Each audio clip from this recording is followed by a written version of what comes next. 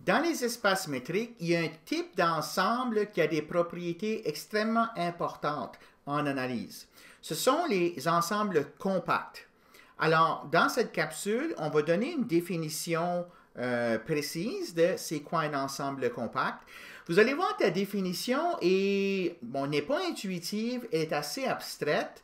Par contre, le théorème de Hein-Borel, qu'on verra en fin de capsule, c'est un théorème qui nous dit que quand on travaille dans l'espace métrique Rn avec la métrique euclidienne, les ensembles compacts sont précisément les ensembles qui sont à la fois fermés et bornés. Okay? Alors, on présentera le théorème, puis je ferai quelques commentaires par rapport à la portée de ce théorème-là, et puis qu'est-ce qui ne fonctionne pas si on ne travaille pas dans Rn. Alors, la notion la plus importante quand on discute d'ensemble compact, c'est celle d'un recouvrement ouvert. Alors, la première définition que je vais vous présenter traite justement de recouvrement ouvert.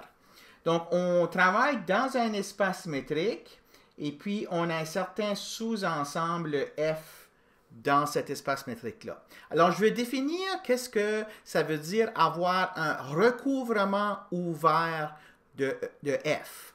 Fait essentiellement, c'est une collection d'ensembles ouverts dans E qui recouvre F. C'est-à-dire que tous les points de F se retrouvent dans au moins un de ces ensembles ouverts-là dans ma collection. Alors, comment je définis ça de manière précise?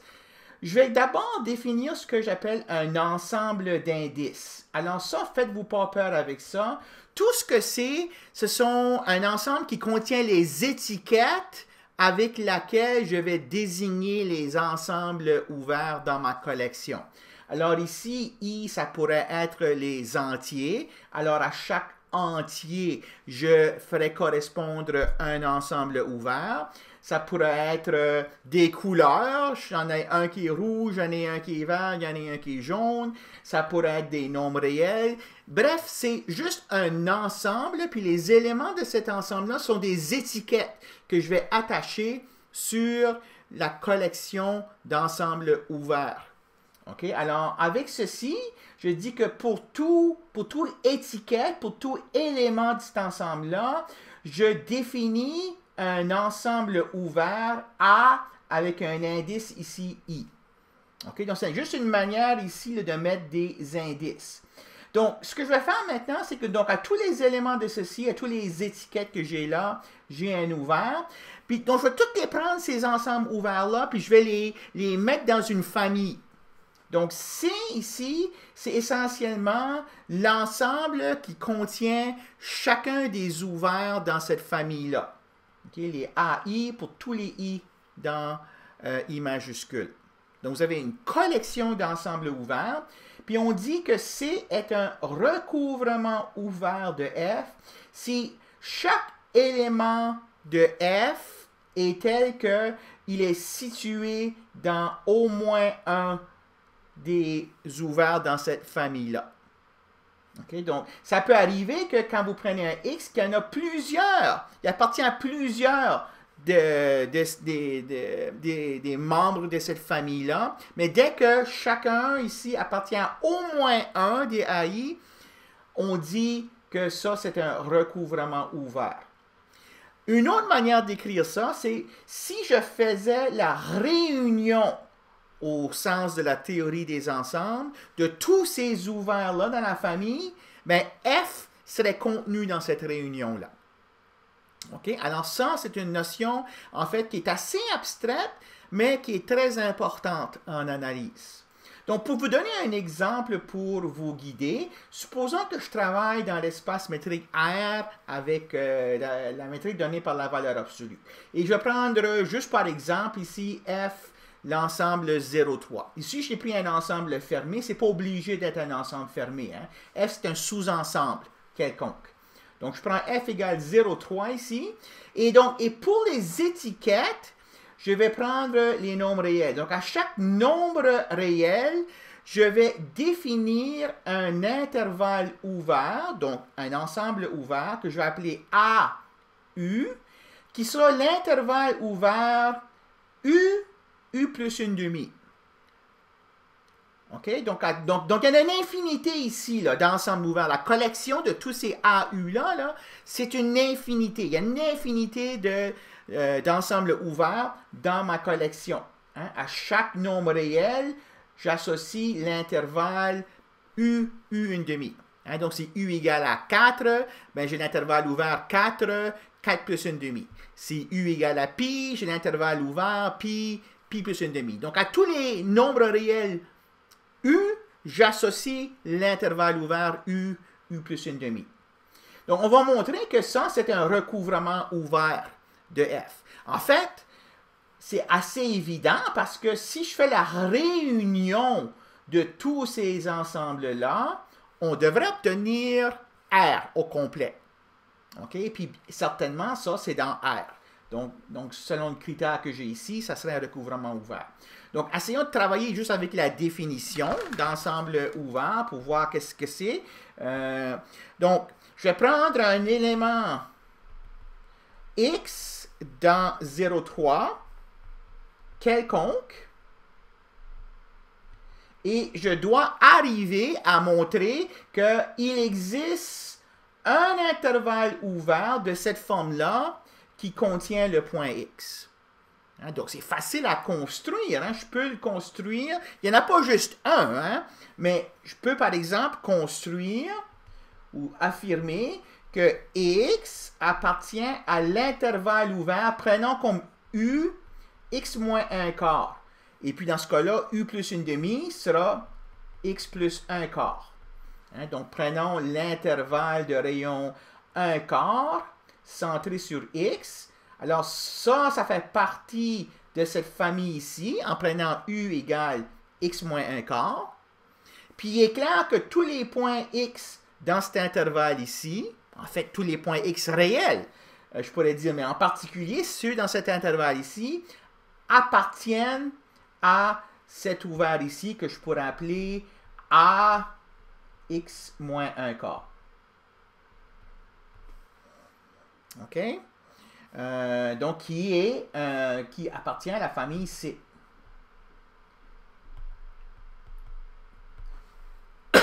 Pardon. Donc, C est un recouvrement ouvert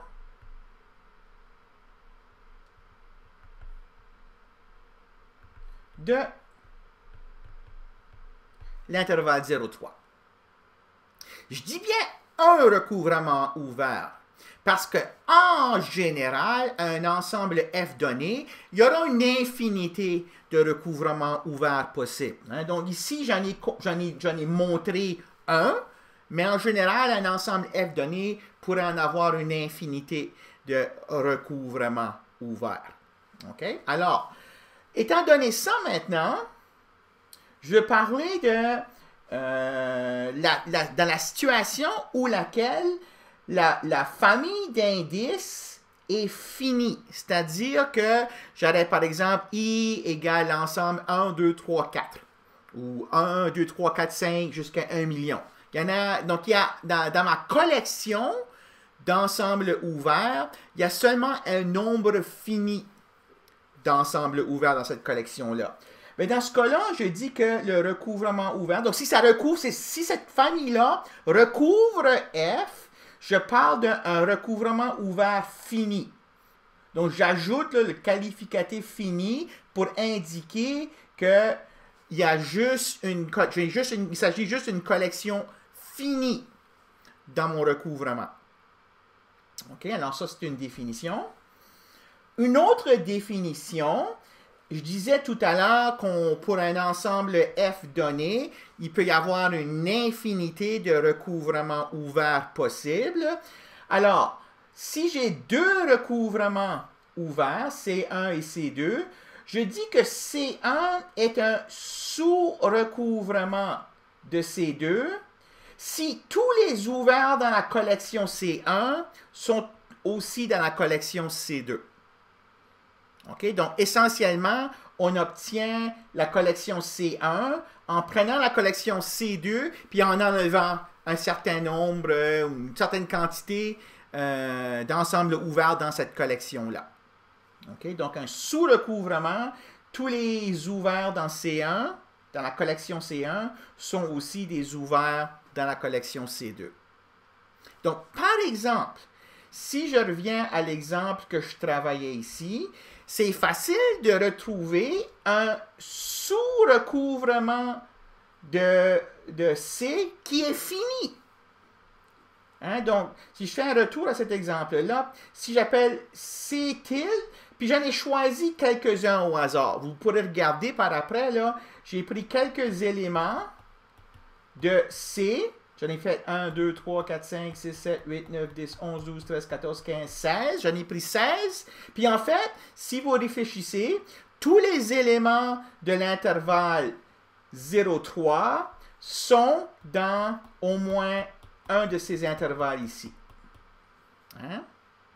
Donc en fait, j'en ai beaucoup trop ici. Hein? Je peux recouvrir F avec beaucoup moins d'ensemble ouvert que je l'ai fait ici. Donc voilà, ce C étoile ici, c'est un sous-recouvrement fini de ce recouvrement ici. OK? Donc, important, chacun des éléments que j'ai ici, là, c'est un élément de la forme U plus une demi. OK, maintenant, étant donné ça, je suis prêt à donner la définition d'un ensemble compact. Donc, F sous-ensemble de E est compact. La définition, c'est si pour tout, important ici, pour tout recouvrement ouvert de F, donc à chaque fois que vous me donnez un recouvrement ouvert de F, moi, je suis capable de trouver parmi ce recouvrement ouvert-là un sous-recouvrement fini de F. Donc, je dois être capable de faire ça pour tous les recouvrements ouverts possibles de F. Alors, c'est une notion abstraite, et puis c'est une définition qu'on peut se poser la question, pourquoi est-ce qu'on a besoin de ça? Donc, la vraie force de cette définition-là, on va juste la voir un peu plus tard, quand on va voir la notion de suite et de convergence. Donc, pour l'instant, c'est la définition mathématique que les mathématiciens utilisent pour ce qui est un ensemble compact. OK. Donc, c'est important de retenir cette définition-là. OK. Donc, plus tard, quand votre prof va vous parler d'ensemble compact, que ce soit moi ou un prof dans un cours d'analyse antérieure, ce que le prof veut dire, c'est cette définition ici. Par contre, on a le théorème de Hein-Borel qui nous dit que dans le cas où l'espace métrique dans lequel on travaille, ED, si c'est Rn avec la métrique euclidienne, donc très important ici, ça marche juste, ce théorème ici, là, il marche juste dans Rn. Ben dans ce cas-là, un ensemble est compact au sens de cette définition ici, si et seulement si F est fermé, donc son complément est ouvert ou contient tous ses points d'accumulation, et borné, c'est-à-dire qu'il n'y a pas de partie de F qui s'en va à l'infini. Il existe un nombre réel M tel que la norme euclidienne de X est plus petit ou égal à M pour chaque X dans F. OK? Alors, donc juste pour dire que on pourrait se poser la question, ben, pourquoi est-ce qu'on n'a pas tout simplement défini un ensemble compact comme étant un ensemble qui est fermé et borné? Ce sont des notions qui ont un sens dans tous les espaces métriques. Alors, pourquoi est-ce qu'on ne s'est pas juste référé à cette notion ici? Puis, ça, ben, pour le comprendre, malheureusement, ce n'est pas quelque chose que je peux vous expliquer dans toute sa rigueur ou son ampleur à l'instant même. Sauf que plus tard, on va voir des propriétés intéressantes dont possèdent les ensembles compacts. Par exemple, si je mets un ensemble compact dans une fonction continue, le résultat, c'est un ensemble compact. OK? Mais si je me limitais à dire que des ensembles compacts sont tout simplement ceux qui sont fermés et bornés. Cette propriété importante-là, que la compacité est préservée par des fonctions continues, elle ne serait pas vraie si on sort de Rn. Donc, je pourrais vous donner des exemples d'espaces métriques pour lesquels il y a des ensembles qui sont fermés et bornés, et pourtant, tels que si je prends un compact, si je les mets dans une fonction continue, l'image n'est pas nécessairement fermée-bornée.